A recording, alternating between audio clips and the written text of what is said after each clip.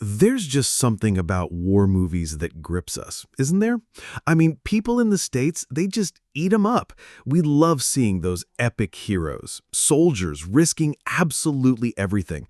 Or, the total opposite, those brutal, gut-wrenching scenes that make you just question why wars ever even start. And usually, these films get all the buzz, right? Think Saving Private Ryan or The Thin Red Line. Absolute classics, and for good reason. But trying to find war movies that totally flew under the radar, that's actually pretty tough. How do you compete with giants like those?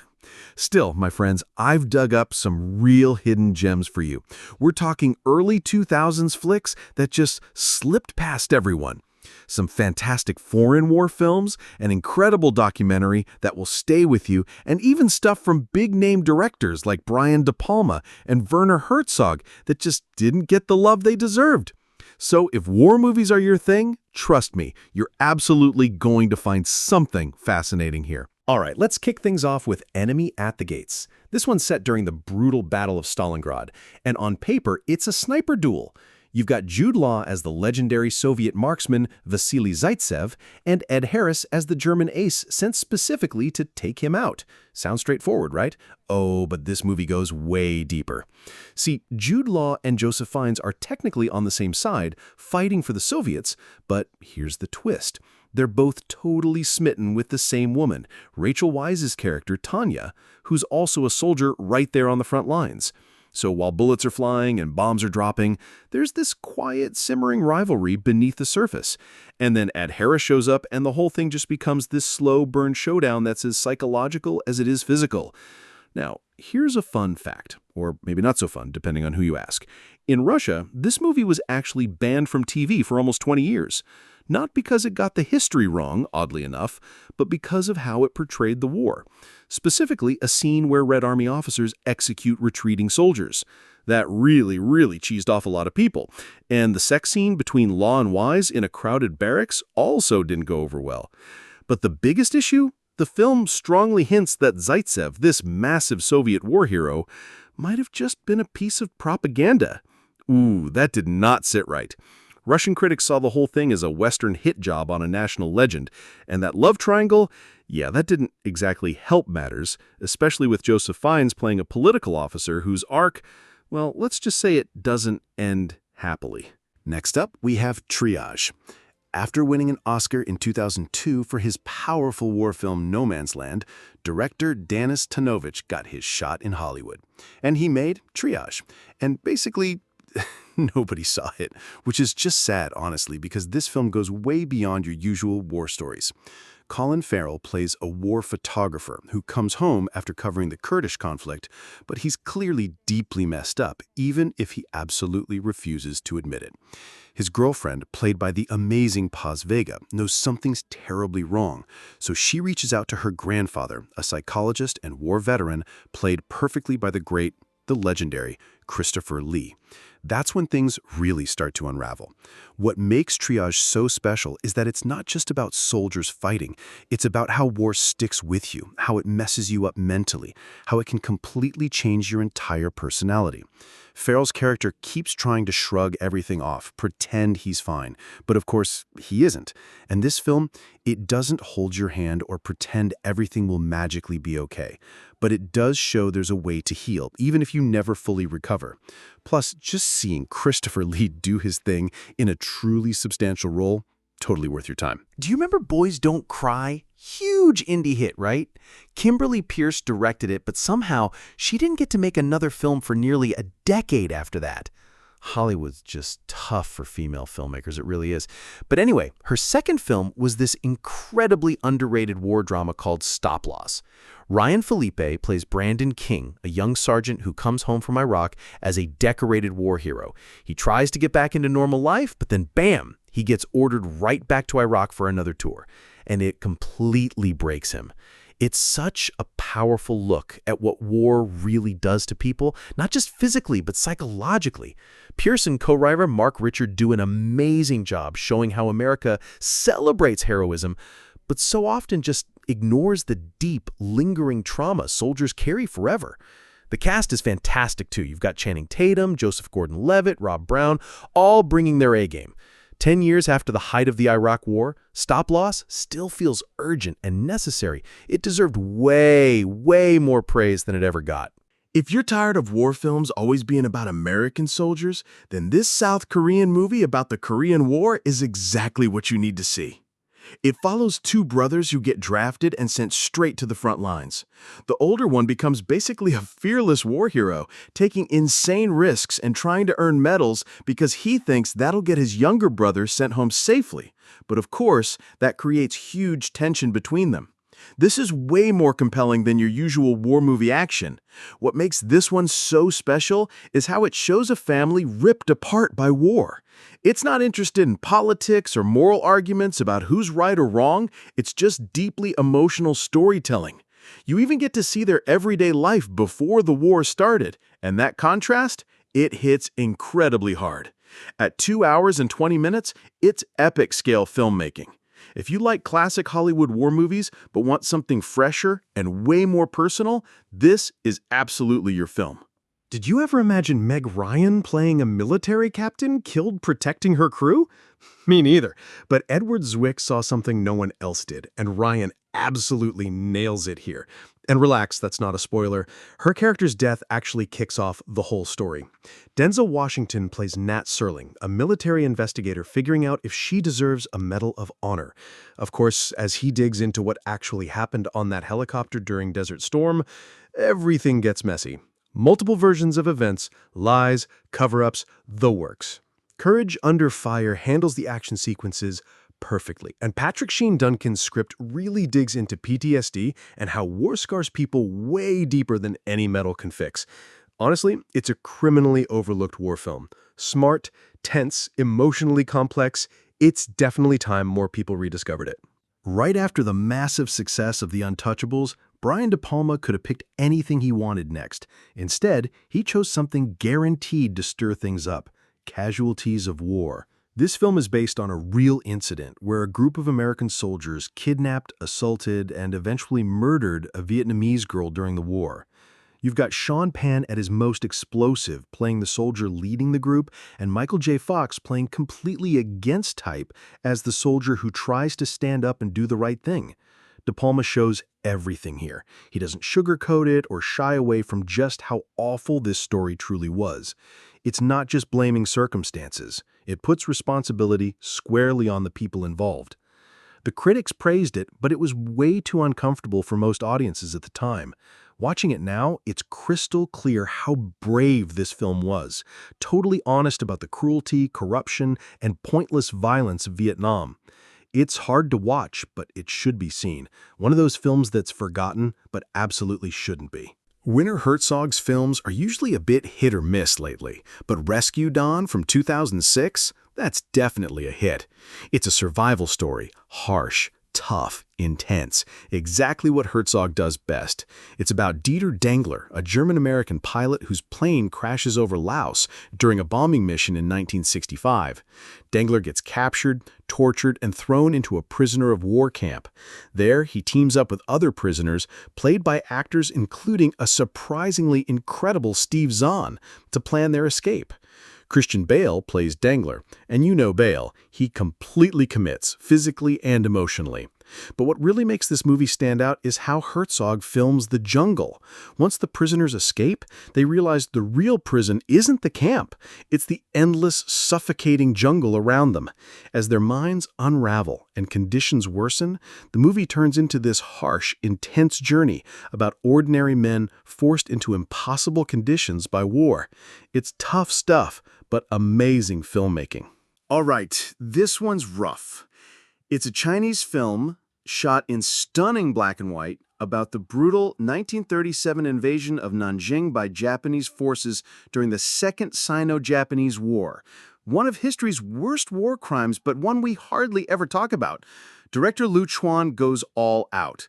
Cinematically, it's impressive as hell, but fair warning, it's devastatingly harsh. This isn't the type of movie you watch for fun. It's emotionally exhausting, intentionally relentless. Lu doesn't just go for shock. he chooses artistry over straight raw footage, which somehow makes the horrors even harder to shake off. The film shows multiple perspectives: the Chinese soldiers, local civilians, even a Japanese soldier, a foreign missionary, and John Rabe, the Nazi businessman who actually ended up saving thousands of Chinese civilians. This was clearly a personal film for Liu, and it shows. At 132 minutes, it feels even longer, but that's intentional. He's putting you right there in the weeks-long nightmare the city endured. It's unforgettable, powerful, important, but seriously hard to watch more than once. This was Samuel Mayaw's very first movie, and what's crazy is it's basically his own true story. Mayaw's was a soldier during the First Lebanon War in the 80s, stuck inside a tank during what was supposed to be a routine mission. And that mission turned into a nightmare, exactly like you see here. Mayaw's nails the growing sense of dread and panic, capturing perfectly how the soldiers inside this tank realize, step by step, just how screwed they actually are. The cast is mostly unknown actors, but every single one delivers. Super tense, completely believable. At 93 minutes, Lebanon is basically non-stop. The violence is shocking, realistic, and brutal. The whole atmosphere of dread Mayaw's creates is unbelievable, especially considering it was his debut film. When this didn't even get nominated for the Foreign Language Oscar in 2010, that was just ridiculous. I mean, it's easily one of the best and most overlooked war movies of the past decade. And finally, this one actually got an Oscar nomination for Best Foreign Language Film, and it's one of the most unusual documentaries ever made. Director Rithi Pan blends clay figures, old archival footage, and his own personal narration to talk about the Khmer Rouge genocide in Cambodia back in the 70s. It's incredibly personal for Pan, deeply emotional, clearly cathartic for him. Honestly, it's probably the strongest film ever made about this particular genocide, better even than famous movies like The Killing Fields or First They Killed My Father, mostly because of how totally original it feels. Visually, the clay figure technique alone makes it unforgettable. And at 92 minutes, it's short enough, but it stays with you way longer. Taps Temple. Usually documentaries don't make it into Best Foreign Language Film at the Oscars, but this one absolutely deserved it. Our previous discussion illuminated the enduring power of iconic World War II films, many of them celebrated by audiences for decades. Yet as our journey continued, propelled by a new set of discoveries, it became strikingly evident that some of the most potent and challenging cinematic explorations of war lie off the beaten path. These are the hidden gems, films that for various reasons didn't achieve the widespread recognition of blockbusters like Saving Private Ryan or The Thin Red Line, but which, upon closer inspection, reveal themselves to be masterpieces of storytelling, psychological depth, and unflinching realism. Their relative obscurity is not a reflection of their quality, but rather a testament to the crowded landscape of war cinema, the capricious nature of distribution, or perhaps their very unwillingness to compromise on the harsh truths they present. The selection of these lesser-known works offers a vital counterpoint to the more familiar narratives, expanding our understanding of war beyond the conventional. They delve into different conflicts, explore diverse perspectives, and confront the often uncomfortable aftermath of combat with a rare honesty. This second set of films, ranging from early 2000s releases to powerful international productions and even a groundbreaking documentary, collectively reinforces the idea that the story of war is far from monolithic. It is a complex, multifaceted tapestry woven from countless individual threads of experience, trauma, and resilience. Take, for instance, Enemy at the Gates, 2001. On the surface, it appears to be a thrilling sniper duel set against the epic backdrop of Stalingrad, pitting Jude Law's Vasily Zaitsev against Ed Harris's German counterpart. This premise alone suggests compelling drama. However, the film's true depth and perhaps the source of its controversial reception in Russia lies in its willingness to complicate the hero narrative.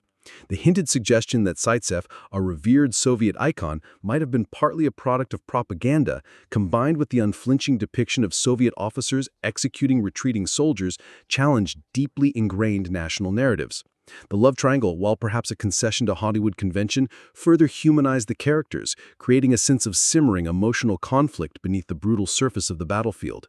The film's ban from Russian television for nearly 2 decades speaks volumes about its power to provoke and its refusal to sanitize the harsh realities, even those concerning their heroes. It forces us to confront the uncomfortable intersection of historical fact, national myth, and individual suffering, questioning the very nature of heroism forged in the fires of ideological conflict. Then there's Triage, 2009, a film that boldly steps away from the explosions and tactical maneuvers to confront the invisible wounds of war. Director Danis Tanovic, fresh off his Oscar win for No Man's Land, delivers a chilling portrayal of a war photographer's descent into psychological torment. Colin Farrell's raw performance as the traumatized protagonist, desperately trying to deny his unraveling mind, is incredibly powerful. The strategic inclusion of Christopher Lee as a psychologist and veteran grandfather provides a bridge to understanding, a voice of experience guiding the narrative through the labyrinth of PTSD. Triage doesn't offer easy answers or miraculous recoveries. Instead, it provides a stark, empathetic look at the enduring legacy of trauma, arguing that the battle doesn't end when the guns fall silent. It's a vital reminder that war's true cost extends far beyond the physical casualties, leaving profound and often permanent scars on the psyche of those who witness its horrors. Its obscurity is a disservice to its critical importance in illustrating the mental health crisis faced by veterans globally. Similarly, Kimberly Pierce's Stop Loss, 2008, is a devastatingly effective portrayal of the post-deployment struggle, specifically within the context of the Iraq War. Ryan Phillippe's Sargent, a decorated war hero, finds his attempts to reintegrate into civilian life shattered by the stop-loss policy, forcing him back into the conflict. Pierce, a director who has often explored themes of identity and societal pressure, masterfully captures the profound sense of betrayal and helplessness experienced by soldiers whose sacrifices are acknowledged in public but whose personal well-being is often overlooked. The film doesn't glorify combat. Instead, it zeroes in on the psychological toll, the broken promises, and the lingering sense of dislocation that plagues veterans. The strong ensemble cast, including early career performances from Channing Tatum and Joseph Gordon-Levitt, lends authenticity to the narrative, making it a timeless exploration of the often ignored consequences of perpetual conflict on the individual soldier. Its continued urgency a decade after the height of the Iraq War highlights the ongoing relevance of its message. Beyond the Western-centric lens, our deeper dive into hidden gems reveals a crucial broadening of perspective, highlighting conflicts and experiences often underrepresented in mainstream cinema. These films remind us that World War II, and indeed all subsequent conflicts, were global phenomena, impacting countless lives and cultures far beyond the Allied and Axis powers commonly depicted. Taegukgi, The Brotherhood of War, 2004, stands out as a powerful South Korean contribution to war cinema, shifting the focus to the devastating Korean War through the intimate lens of two brothers. This film is an emotional gut punch, focusing not on grand strategic maneuvers or political ideologies, but on the primal bond of family, shattered by the brutal realities of combat.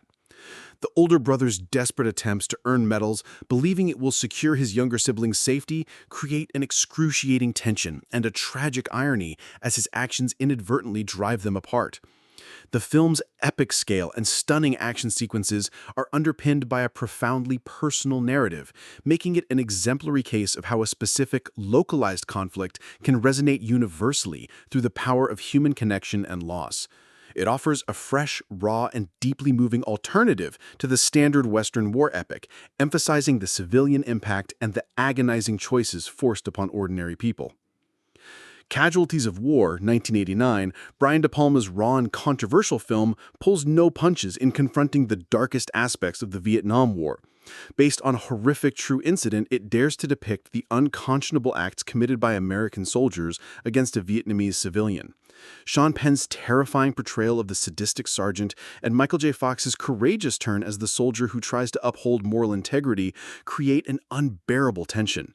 De Palma's unflinching gaze refuses to sugarcoat the brutality or attribute blame solely to the fog of war.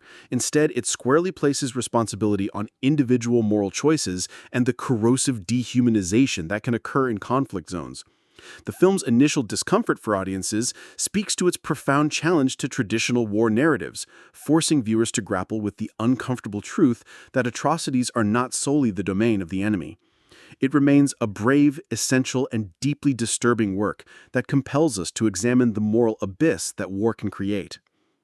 Werner Herzog's Rescue Dawn, 2006, offers another unique perspective, not from the battlefield itself, but from the brutal struggle for survival in a prisoner of war camp and the unforgiving Laotian jungle.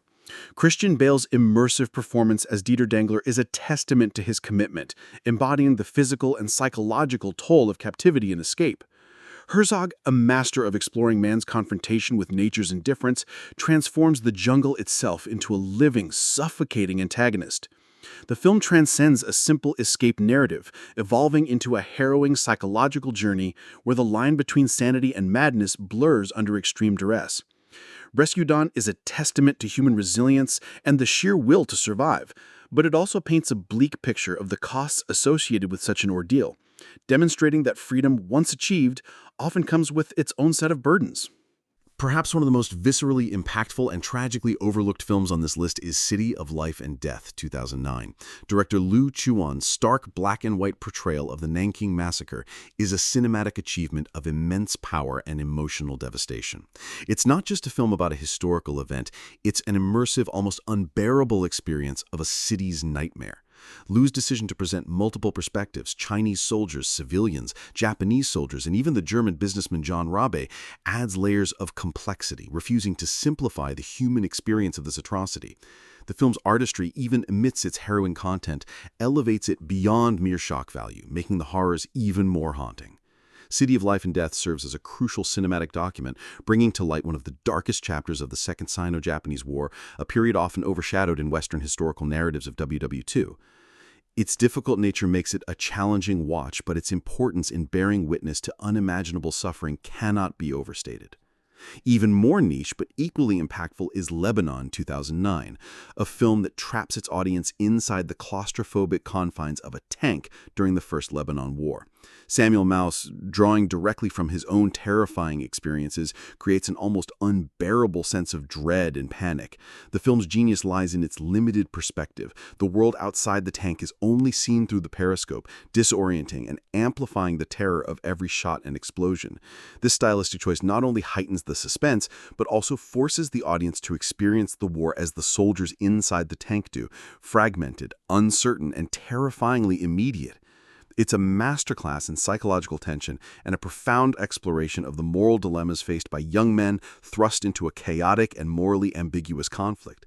That this debut film, a singular vision of combat, was overlooked for major awards is a testament to how easily truly unique cinematic experiences can slip through the cracks.